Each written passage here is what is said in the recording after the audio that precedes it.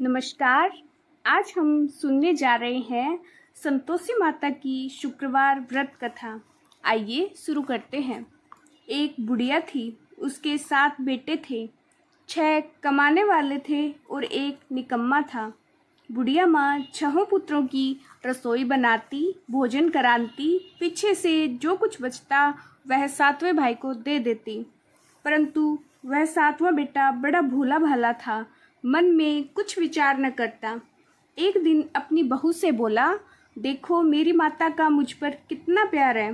वह बोली, क्यों नहीं, सबका जूठा बचा हुआ जो खाना तुम्हें जो खिलाती है। वह बोला, भला ऐसे भी कहीं हो सकता है, मैं जब तक आंखों से न देख लूं नहीं मान सकता। स्त्री ने हंसकर कहा, देख लोगे तब तो मानोगे। कुछ दिन बाद बड़ा त्योहार आया।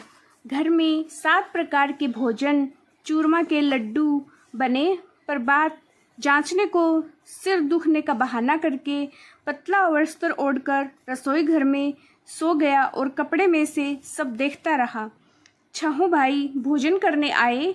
उसने देखा माँ ने उनके लिए सुंदर आसन बिछाया, 7 प्रकार की रसोई परोसी और आग्रह करके उन्हें जिमाया।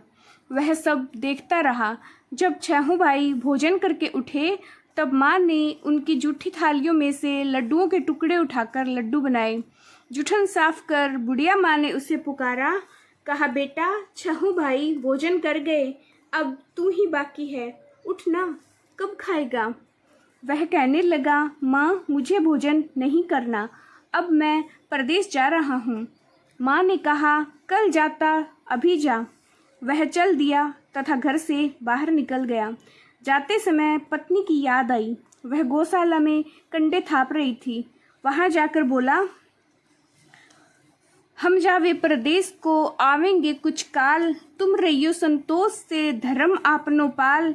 वह बोली, जाओ पिया हमरो सोच हटाए, राम भरोसे हम रहें, ईश्वर तुम्हें सहाय। देव निशानी आपनी, देख धरु मैं धीर, सुधी हमरी मत बिसारियो, रखियो मन गंभीर। वह बोला, मेरे पास तो कुछ नहीं, यह अंगूठी है, सो ले और अपनी कुछ निशानी मुझे भी दे। वह बोली, मेरे पास क्या है, यह गोबर भरा हाथ है, कहकर पीठ में गोबर के हाथ की छाप लगा दी। वह चल दिया। चलते चलते दूसरे देश में एक साहूकार की दुकान पर जाकर कहने लगा, भाई मुझे नौकरी पर रख लो। व्यापारी को नौकर की जरूरत थी। वह बोला, रह जा। इसने पूछा, क्या तनख्वाह दोगे। साहूकार ने कहा, काम देखकर दाम मिलेंगे। वह नौकरी करने लगा। कुछ ही दिनों में दुकान का लेन देन, हिसाब किताब, ग्राहकों को माल बेचना आदि का सारा काम करने लगा। साहूकार के 7-8 नौकर थे। वे सब उसकी होशियारी पर चक्कर खाने लगे।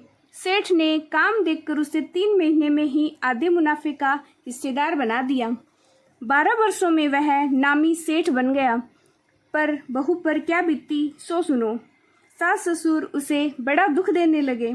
सारी गृहस्थी का काम कराते, लकड़ी लेने जंगल भेजते और आटे की बची भूसी से रोटी बनाकर उसे देते और फूटे नारियल की नरेली में पानी देते। इस प्रकार वह दिन गुजारने लगी। एक दिन वह लकड़ी लेने जा रही थी कि उसे रास्ते में बहुत सी स्त्रियां संतोषी माता का व्रत करती दिखाई दी।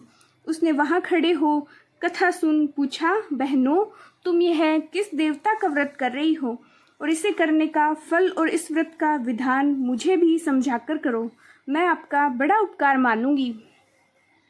तब उनमें से एक स्त्री बोली, सुनो, यह संतोषी माता का व्रत है। इसे करने से दरिद्रता का नाश होता है, घर में लक्ष्मी आती है, मन की चिंताएं दूर होती हैं, घर में सुख शांति मिलती है, निपुत्री को पुत्र मिलता, स्वामी बाहर गया हो तो शीघ्र आवे, कुंवारी कन्या को श्रेष्ठ वर मिले, राज दरबार में मुकदमा की जीत हो जाए, गृह क्लेश की निवृत्ति हो जाए, सुख शांति आए, धन और जायदाद का लाभ हो, रोग दूर हो जाए और जो कुछ मन में कामना हो वह सब संतोषी माता की कृपा से पूरे हो जाए, इसमें संदेह नहीं है। वह पूछने लगी, यह व्रत कैसे किया जाता है, यह भी बताओ तो बड़ी कृपा होगी। वह स्त्री कहने लगी, 1.25 रुपये का गुड़ चला लेना, इच्छा हो तो 5 रुपए का या 11 रुपए का, बिना परेशानी, श्रद्धा और प्रेम से जितना भी बन सके सवाया करके लेना। प्रत्येक शुक्रवार को निराहार रहकर कथा कहना सुनना। सुनने वाला कोई न मिले तो घी का दीपक जलाकर उसके आगे या जल के पात्र को सामने रखकर कथा कहना। कथा के पश्चात स्वयं प्रसाद बांटकर स्वयं भी ग्रहण कर केवल एक बार ही भोजन करना। इस दिन घर में कोई भी खटाई न खाए। जब तक कार्य सिद्ध न हो नियम पालन करना और कार्य सिद्ध होने पर व्रत का उद्यापन करना। 3 मास में माता फल पूरा करती है। यदि किसी के ग्रह खोटे हो तो भी माता 3 वर्ष में अवश्य कार्य सिद्ध कर देती है। फल सिद्ध होने पर ही उद्यापन करना चाहिए, बीच में नहीं। उद्यापन में 2.5 सेर आटे का खाजा इसी प्रमाण से खीर और चने का साग बनाना। 8 लड़कों को भोजन कराना। जहाँ तक हो देवर, जेठ, भाई, बंधु, कुटुंब के लड़के लेना। न मिले तो अन्य रिश्तेदारों और पड़ोसियों के लड़के को बुलाना। उन्हें भोजन कराकर यथाशक्ति दक्षिणा दे माता का नियम पूरा करना। उस दिन घर में कोई खटाई नहीं खावे, इस बात का विशेष ध्यान रखना। यह सुनकर बुढ़िया के लड़के की बहू चल दी। रास्ते में लकड़ी बेची, उन पैसों से गुड़ चना ले व्रत की तैयारी कर आगे चली। सामने मंदिर देखकर पूछने लगी, यह मंदिर किसका है? सब कहने लगे संतोषी माता का मंदिर है। यह सुनकर वह मंदिर में जाकर माता के चरणों में लौटने लगी और विनती करने लगी, हे माता, मैं अज्ञानी हूँ, व्रत के नियम नहीं जानती, बहुत दुखी हूँ। हे माता जगत जननी, मेरा दुख दूर करो, मैं तेरी शरण में हूँ। माता को दया आई। एक शुक्रवार बीता कि दूसरे शुक्रवार को पति का पत्र आया। तीसरे शुक्रवार को उसका भेजा हुआ पैसा आ पहुंचा। यह देख जेठ जेठानी मुंह से कुड़ने लगे। इतने दिनों में पैसा आया, इसमें क्या बड़ाई है? लड़के ताने देने लगे कि काकी के पास अब पत्र आने लगे, रुपया आने लगा, अब तो काकी की खातिर बढ़ेगी, अब तो काकी बोलने पर भी नहीं बोलेगी। बेचारी सरलता से कहती, भैया कागज रुपया आना तो हम सब के लिए अच्छा है। ऐसा कहकर आंखों में आंसू भरकर संतोषी माता के मंदिर में आ मातेश्वरी के चरणों में रोने लगी। माँ, मैंने तुमसे पैसा कब मांगा है? मुझे तो अपने सुहाग से काम है, मैं तो अपने स्वामी के दर्शन और सेवा मांगती हूँ। तब माता ने प्रसन्न होकर कहा, जा बेटी, तेरा स्वामी आएगा। वह खुशी से बावली हो घर में जा काम करने लगी। अब संतोषी माँ विचार करने लगी, इस भोली पुत्री को मैंने कह तो दिया तेरा पति आएगा, परंतु वह तो इसे स्वप्न में भी याद नहीं करता। उसे याद दिलाने मुझे ही जाना पड़ेगा। तब माताजी उसके पति के पास जाकर स्वप्न में प्रकट होकर कहने लगी, साहूकार के बेटे, सो रहा है या जाग रहा है? वह कहने लगा, माता, सोता भी नहीं हूँ, जागता भी नहीं हूँ, बीच में ही हूँ, कहो क्या आज्ञा है? माँ कहने लगी, तेरा घरवार कुछ है भी या नहीं? वह बोला, मेरे माँ बाप है, बहू है, भाई है। माँ बोली, भोले पुत्र, तेरी घरवाली घोर कष्ट उठा रही है, तेरे माँ बाप उसे बहुत त्रास दे रहे हैं, तू उसकी सूद ले। वह बोला, हाँ माताजी, परंतु जाऊं कैसे? प्रदेश की बात है, लेन देन का हिसाब नहीं, कोई रास्ता नहीं, कैसे जाऊं? माँ कहने लगे, मेरी बात मान, सवेरे नहा धोकर संतोषी माता का नाम ले, घी का दीपक जला, दंडवत कर दुकान पर जाकर बैठ जा। तेरा लेन देन चुक जाएगा, जमा का माल बिक जाएगा। प्रातः ही उठते उसने अपने इष्ट मित्रों से सपने की बात कही। एक बूढ़ा बोला, देख भाई, मेरी बात मान, देवता ने जैसे कहा है वैसा कर, इसमें तेरा क्या जाता है? वह बूढ़े की बात मानकर नहा धोकर संतोषी माता को दंडवत कर घी का दीपक जला दुकान पर जा बैठता है। थोड़ी देर में क्या देखता है कि देने वाले रुपये लाने लगे, लेने वाले हिसाब लेने लगे, कोठे में भरे सामानों के खरीदार नगद दाम दे सौदा करने लगे। शाम तक धन का ढेर लग गया। ऐसा चमत्कार देख प्रसन्न हो घर जाने के वास्ते नहाना, कपड़ा, सामान खरीदने लगा। यहाँ के काम से निपट तुरंत घर को रवाना हुआ। वहाँ बहू बेचारी जंगल में लकड़ी लेने जाती है। लौटते समय रोज की भांति माता दी के मंदिर पर विश्राम करती है। कुछ दूरी पर धूल उड़ती देख वह माता जी से पूछती है, हे माता, यह धूल कैसे उड़ रही है? माँ कहती है, हे पुत्री, तेरा पति आ रहा है, अब तू ऐसा कर, लकड़ियों के 3 बोझ बना ला, एक नदी किनारे, दूसरा मेरे मंदिर में और तीसरा अपने सर पर रखना।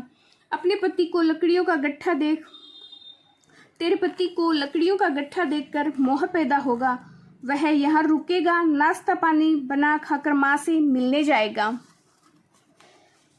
तब तू लकड़ियों का बोझ उठाकर जाना और बीच चौक में गट्ठा डालकर 3 आवाज लगाना, लो सासू जी लकड़ियों का गट्ठा लो, लो सासू जी लकड़ियों का गट्ठा लो, भूसी दो, नारियली के खोपड़े में पानी दो, आज मेहमान कौन आया है। माँ की बात सुन बहू बहुत अच्छा माताजी कहकर लकड़ियों के 3 गट्ठे बना ले आई। एक नदी पर, एक माताजी के मंदिर पर रखा। इतने में ही मुसाफिर आ पहुंचा। सूखी लकड़ी देख इच्छा अनुसार भोजन बना विश्राम लेकर वह गांव को गया। सबसे प्रेम से मिला। उसी समय उसकी बहू सिर पर लकड़ी का गट्ठा लिए उतावली आती है और आंगन में डाल जोर से 3 आवाजें लगाती है, लो सासू जी लकड़ियों का गट्ठा लो, भूसी की रोटी दो, नारियल के खोपटे में पानी दो, आज मेहमान कौन आया है। यह सुन सास बाहर आई और दिए हुए कष्टों को भुलाने हेतु कहने लगी, बहू ऐसा क्यों कहती हो, तेरा मालिक ही तो आया है। आ बैठ, मीठा भात खा, गहने कपड़े पहन। इतने में ही स्वामी आता है और अंगूठी देख व्याकुल हो माँ से पूछता है, माँ ये कौन है। माँ कहती है, आज 12 वर्ष से सारे गांव में जानवरों की तरह भटकती है, घर का कुछ काम नहीं करती, 4 समय आकर खा जाती है, तुझे देखकर भुस्से की रोटी और नारियल की नरेली में पानी मांगती है। वह लज्जित हो बोला, ठीक है माँ, मैंने इसे देखा और तुम्हें भी देखा, मुझे दूसरे घर की चाबी दो, हम उसी में रहेंगे। तब माँ बोली, ठीक है बेटा, तेरी मर्जी। यह कहकर चाबी पटक दी। तब उसने दूसरे मकान में जा 3रे मंजिल के ऊपर का कमरा खोला, सारा सामान जचाया, वहां राजसी ठाट-पट बन गया। बहू सुख भोगने लगी। जब अगला शुक्रवार आया तो उसने अपने पति से कहा, मुझे संतोषी माता का उद्यापन करना है। उसका पति बोला, बहुत अच्छा। तब वह तुरंत ही उद्यापन की तैयारी करने लगी। जेठ के लड़कों को भोजन के लिए कहने गई। उन्होंने मंजूर किया, परंतु जेठानी ने अपने बच्चों को सिखाया, देखो भोजन के समय सब लोग खटाई मांगना, जिससे उसका उद्यापन पूरा न हो। लड़के जीमने आए, उन्होंने खीर तथा भरपेट भोजन करके खाया, परंतु बात याद आते ही कहने लगे, हमें कुछ खटाई दो, खीर खाना हमें नहीं भाता, भात खाकर अरुचि होती है। बहू बोली, भाई खटाई किसी को नहीं दी जाएगी, ये तो संतोषी माता का प्रसाद है। लड़के उठ खड़े हुए, बोले, पैसे लाओ। बहू कुछ जानती नहीं थी, उसने पैसे दे दिए। लड़के उसी पैसों से इमली खरीद कर खाने लगे। यह देखकर माताजी ने बहू पर कोप किया। राजा के दूत उसके पति को पकड़कर ले गए। जेठ जेठानी मनमाने खोटे वचन कहने लगे, साला लूटकर धन ले आया है, अब सब मालूम हो जाएगा। बहू से यह वचन सहन नहीं हुए। रोती हुई माताजी के मंदिर में गई, कहने लगी, हे माताजी, तुमने ये क्या किया, हंसाकर क्यों रुलाने लगी। माताजी बोली, पुत्री, तुमने उद्यापन करके मेरा व्रत भंग किया, इतनी जल्दी सब बातें भुला दी। वह कहने लगी, माता भूली तो नहीं, न कुछ अपराध किया, मैंने भूल से उन्हें पैसे दे दिए, परंतु मुझे माफ करो माँ, मुझे माफ करो, मैं फिर से तुम्हारा उद्यापन करूंगी। माँ बोली, अब भूल मत करना। वह कहती है, अब भूल नहीं होंगी। अब वे कैसे आएंगे। माँ बोली, तेरा पति तुझे रास्ते में ही आता मिलेगा। वह निकली राह में पति आता मिला। पूछती है, तुम कहाँ गए थे। वह बोला, इतना धन कमाया है, उसका टैक्स राजा ने मांगा था, वह भरने गया था। दोनों प्रश्न हो घर को आए। कुछ दिन बाद ही फिर शुक्रवार आया। वह बोली, मुझे फिर से माता को उद्यापन करना है। पति ने कहा, करो। वह फिर जेठ के लड़कों को भोजन करने को कहने गई। जेठानी ने खरी खुटी सुनाई और सब लड़कों को पहले ही खटाई मांगने को सिखाया। लड़के कहने लगे, हमें खीर खाना नहीं भाता, जो बिगड़ता है कुछ खटाई खाने को देना। वह बोली, खटाई खाने को नहीं मिलेगी, आना है तो आओ, वरना मत आओ। यह कहकर ब्राह्मण के लड़के लाकर भोजन कराने लगी। यथाशक्ति दक्षिणा की जगह एक एक मीठा फल उन्हें दिया। इससे संतोषी माता प्रसन्न हुई और माता की कृपा होते ही 9वें मास में उसको चंद्रमा के समान सुंदर पुत्र प्राप्त हुआ। पुत्र लेकर वह प्रतिदिन माताजी के मंदिर को जाने लगी। माँ ने सोचा, ये रोज आती है, आज मैं ही इसके घर चलूं। यह विचार कर माता ने भयानक रूप बनाया। गुड़ चने से सना मुख, ऊपर से सूंड के समान होठ, उस पर मक्खियां भिन भिना रही थी। देहरी में पांव रखते ही उसकी सास चिल्लाई, देखो रे, कोई चुड़ैल डाकिन चली आ रही है, लड़को इसे भगाओ। नहीं तो किसी को खा जाएगी। लड़के भगाने लगे, चिल्लाकर खिड़की बंद करने लगे। बहू एक रोशनदान में से देख रही थी, प्रसन्नता से चिल्लाने लगी, आज मेरी माताजी मेरे घर आई है, यह कहकर बच्चे को दूध पीने से हटाती है। इतने